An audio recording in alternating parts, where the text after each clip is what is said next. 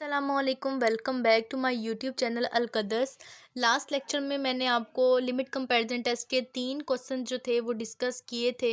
बहुत इंफॉर्मेटिव और बहुत आसान से लेक्चर्स थे, जिसमें एक क्वेश्चन मैंने आपको खुद करने के लिए दिया था। होप सो कि वो आपने कर लिया होगा। आज के लेक्चर में हम लोग लिमिट कंपैरिजन और बेसिक कंपैरिजन के कुछ क्वेश्चन जो है वो डिस्कस करेंगे, जिसमें ये वाला क्वेश्चन जो है वो लिमिट कंपैरिजन का है और बाकी आगे वाले सारे क्वेश्चन जो है वो बेसिक कंपैरिजन टेस्ट से होंगे। अब हम लोग स्टार्ट करते हैं अपना लिमिट कंपैरिजन टेस्ट से। नया क्वेश्चन जो हमारे पास है 1 to sine square 1/x into D of x. अगर आप लोग यहाँ पे देखें तो हमारे पास क्या है, हम लोगों ने इसकी कन्वर्जेंस को एग्जामिन करना है।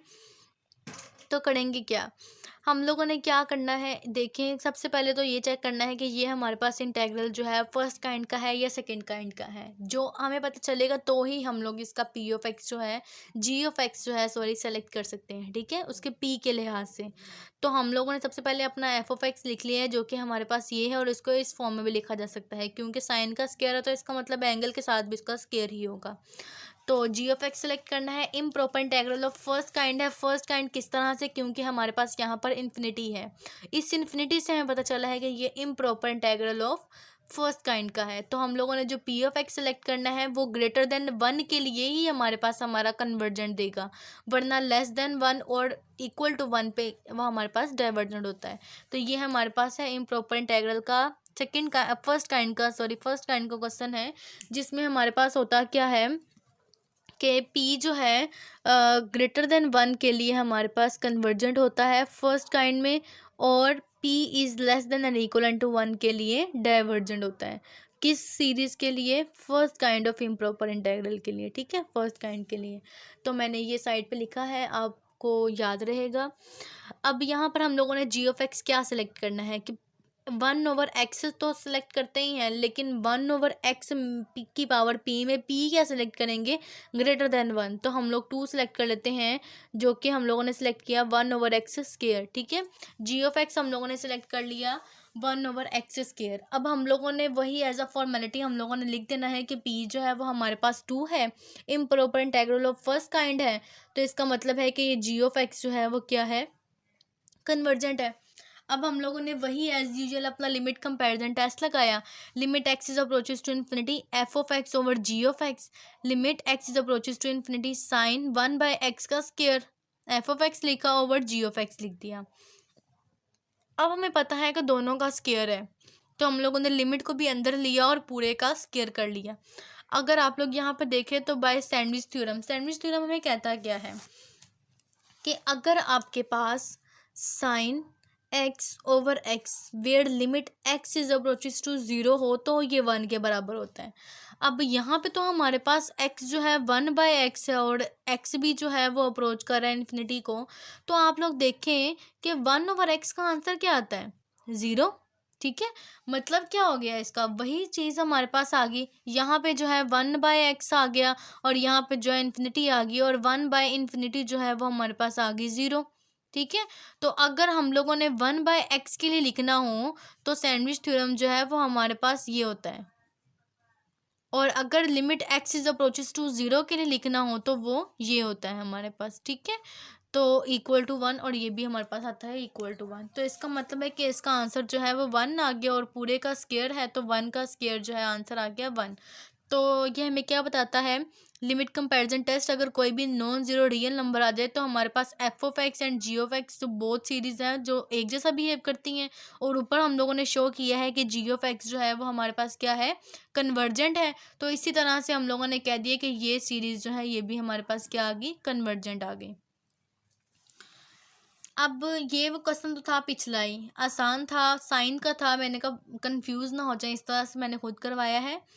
बाकी ये वाला क्वेश्चन भी बहुत आसान था। और अब हमारे पास ये वाला क्वेश्चन है बेसिक कंपैरिजन टेस्ट का। बेसिक कंपैरिजन टेस्ट में हम लोगों ने 2 केसेस पढ़े थे। ठीक है, अगर बड़ी सीरीज जो है वो हमारे पास कन्वर्जेंट हो, मतलब क्या कि अगर हमारे पास f of x is less than g of x है। ठीक है, मतलब या अगर हम लोग ये ले लेते g of x is less than f of x. अगर बड़ी सीरीज हमारे पास कन्वर्जेंट हो तो छोटी सीरीज भी क्या होती है? कन्वर्जेंट होती है। और अगर छोटी सीरीज डाइवर्जेंट हो तो बड़ी सीरीज भी क्या होती है? डाइवर्जेंट होती है। ठीक है, ये चीज़ आपने बस याद रखनी है। कॉमन सेंस है कि अगर बड़ी चीज़ जो है वो कन्वर्जेंट है तो इसका मतलब है कि उसका छोटा पार्ट भी कन्वर्जेंट होगा, क्योंकि कन्वर्जेंस की जो है वो फाइनाइट के मीनिंग में आ जाता है। और अगर छोटी चीज़ जो है वो डाइवर्जेंट, अगर छोटी चीज़ में इन्फिनिटी आ रही है तो ज़ाहिर बात है अगर उसको थोड़ा सा बड़ा कर देंगे तो उसमें भी तो इन्फिनिटी आएगी, तो वो डाइवर्जेंट हो जाएगी। ये था हमारे पास बेसिक कंपैरिजन का कंसेप्ट। तो यहाँ पर हम लोगों ने इस चीज़ को प्रूव करना है कि ये हमारे पास क्या है, कन्वर्जेंट है। तो उसके लिए हम लोगों ने क्या प्रूव किया, log x x 1 plus x की पावर 2। ठीक है, बेसिक कंपैरिजन टेस्ट लगाते हैं, ये हमेशा याद रखना है आप लोगों ने, log x is less than x, जो भी उसके आगे पड़ा हुआ है वो log के साथ लगा दे तो log वाली वैल्यू जो है वो कम हो जाती है बजाय के उसकी वैल्यू के। ठीक है, अगर देखना ही चाहते हैं तो मैं 1 के लिए इसको सॉल्व करती हूँ कि अगर हमारे पास x जो है वो 1 ले लेते हैं तो हमारे पास क्या होगा, log 1 इज़ लेस देन 1, इस कंडीशन के मुताबिक हमें ये लिखना चाहिए। ठीक है, और log 1 जो होता है वो 0 होता है और 1 तो 1 नहीं रहता है, इसका मतलब है log वाली वैल्यू जो है वो कम हो जाती है बजाय उसके खुद इटसेल्फ। ठीक है, तो ये चीज़ हम लोगों ने लिखी। अब हमें साथ क्या चाहिए, x चाहिए, दोनों साइडों पे x को मल्टीप्लाई कर दिया इसी के अंदर। ठीक है, दोनों साइडों में मल्टीप्लाई कर दिया तो ये ऊपर वाली चीज़ बन गई। अब हम लोगों ने क्या करना है, इस चीज़ से दोनों साइडों पे क्या कर देना है, डिवाइड कर देना है। और अगर यहाँ पे देखो तो ये 0 से 1 है, अगर नीचे 0 पुट करते हैं तो भी हमारे पास मतलब अगर यहाँ पे 0 हो तो वो इम्प्रॉपर हो जाता है। लेकिन अगर यहाँ पे आप देखें तो यहाँ पे अगर आप 0 पुट करें या 1 पुट करें हमेशा ये प्रॉपर रहता है। तो इसका मतलब है कि ये प्रॉपर है, और जो प्रॉपर इंटेग्रल होता है वो हमेशा हमारे पास कन्वर्जेंट होता है। बहुत आसान है बेसिक कंपैरिजन के क्वेश्चंस। देखिए हमारे पास आ गया 0 to 1 एक्स स्केयर 1/x² जो है वो प्रॉपर है, तो प्रॉपर होने की वजह से ये हमेशा कन्वर्जेंट होगा, तो इसको प्रूव करने की ज़रूरत नहीं है। अगर आप प्रूव करना चाहते हैं तो प्रूव भी कर सकते हैं। किस तरह से प्रूव करेंगे, पिछले क्वेश्चंस की तरह जैसे हम लोगों ने पीछे किया है, एक्स स्केयर या सिंपल इंटीग्रेशन से ये प्रूव करना है तो 1 प्लस करें 1 माइनस करें और इसको अलग अलग कर लें तो हमारे पास आएगा 1 plus x square over 1 plus x square minus 1 over 1 plus x square. दोनों की इंटीग्रेशन जो है वो 0 से 1 की तरह है, तो ये कैंसिल हो गया। ये हमारे पास आ जाएगा 1 into D x minus 1/1 plus x square into D x. इसका आंसर जो है वो हमारे पास आ जाएगा x, और लिमिट लगा देंगे 0 to 1, और इसका आ जाएगा टेंजेंट इनवर्स x, और ये आ जाएगा 0 to 1। यहाँ पर हमारे पास आ जाएगा 1 minus 0 minus into tangent inverse 1 minus tangent inverse 0। अब 1 आ गया माइनस टेंजेंट इनवर्स 1 जो है वो π/4 पे देता है माइनस 0, तो हमारे पास आ गया 1 माइनस π/4, और ये क्या है, कोई भी रियल वैल्यू है जो कि कन्वर्जेंट पॉइंट है इसका। ठीक है, कन्वर्जेंट वैल्यू है, तो इस तरह से ये हमारे पास जो है वो प्रॉपर इंटेग्रल जो है वो कन्वर्जेंट हो गया। तो अगर छोटी वाली बड़े वाला जो है वो पार्ट जो है वो कन्वर्जेंट आ गया तो इसका मतलब छोटा वाला पार्ट भी जो है वो भी क्या है, कन्वर्जेंट है। तो ये हम लोगों बड़ा वाला पार्ट अगर कन्वर्जेंट है तो हमारे पास छोटा वाला पार्ट भी क्या होगा, कन्वर्जेंट होगा। तो ये हम लोगों ने बेसिक कंपैरिजन टेस्ट से ही जो है वो प्रूव कर दिया। अब नेक्स्ट है ये प्रॉपर जो है हम लोगों ने यूज़ किया। हाँ, अगर आपके पास लॉन्ग क्वेश्चन के अंदर ये क्वेश्चन आ जाए, ये 5 नंबर का या 4 नंबर का या 3 नंबर का क्वेश्चन आ जाए, तो आप लोगों को ये प्रॉपर का भी सॉल्व करना पड़ेगा जो हमारे पास है। ठीक है, ये प्रॉपर का इतना पार्ट भी आपको सॉल्व करना पड़ेगा कि ये कन्वर्जेंट है। तो बेसिक कंपैरिजन टेस्ट से हम लोग ये कह सकते हैं कि अगर बड़ी वाली सीरीज़ जो है वो कन्वर्जेंट हो तो छोटी वाली सीरीज़ भी क्या हो जाती है, ऑटोमेटिकली कन्वर्जेंट हो जाती है। तो यही चीज़ हम लोगों ने इसकी कन्वर्जेंस को एग्जामिन करना था।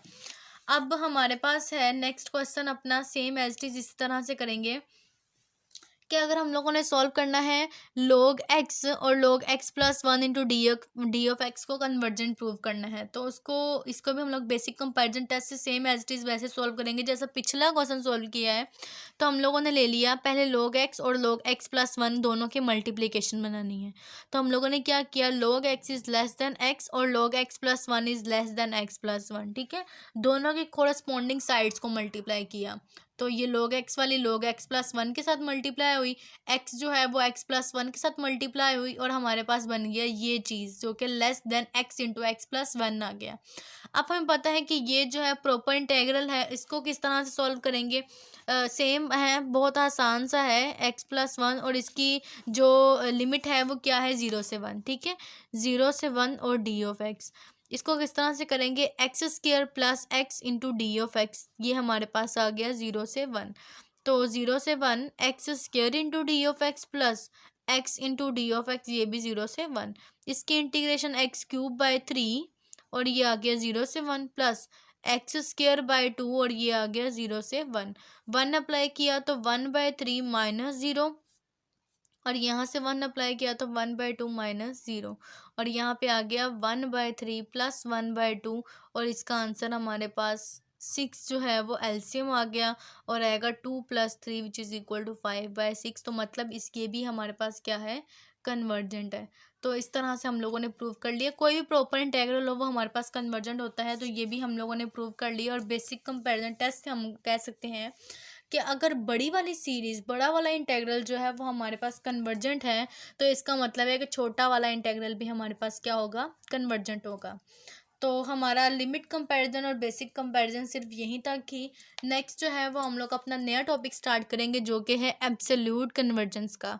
बहुत ही इंटरेस्टिंग टॉपिक है, बहुत इंपॉर्टेंट है। इसके अंदर 2 टेस्ट हम लोग पढ़ेंगे जो कि इंतहा इंपॉर्टेंट है, एबल्स टेस्ट एंड डिरिचलेट टेस्ट। तो पेपर पॉइंट ऑफ व्यू के लिहाज से ये सारी चीज़ें, ये सारे टेस्ट बहुत इंपॉर्टेंट है। होप सो कि आपको आज के लेक्चर की समझ आ गई होगी। अगर आप लोग मुझसे ऑनलाइन पढ़ना चाहते हैं तो आप कमेंट सेक्शन में मुझे मैसेज कर सकते हैं, मैं आपको अपनी डिटेल दे दूंगी, और आप ऑनलाइन मुझसे कोई भी subject, real analysis, complex analysis, या इसके अलावा डिफरेंशियल ज्योमेट्री और मैकेनिक्स एटसेट्रा एटसेट्रा, जो भी आप मुझसे सब्जेक्ट पढ़ना चाहते हैं बीएस का, वो आप इजीली मुझसे पढ़ सकते हैं अगर आप मुझसे ऑनलाइन क्लासेस लेना चाहते हैं। तो thank you so much for watching my videos. मेरे चैनल को लाइक करें, सब्सक्राइब करें, इसको ज़्यादा से ज़्यादा शेयर करें ताकि मेरी हर नए आने वाली वीडियो आप तक बआसानी पहुंच सके। Thank you so much. अल्लाह हाफिज़।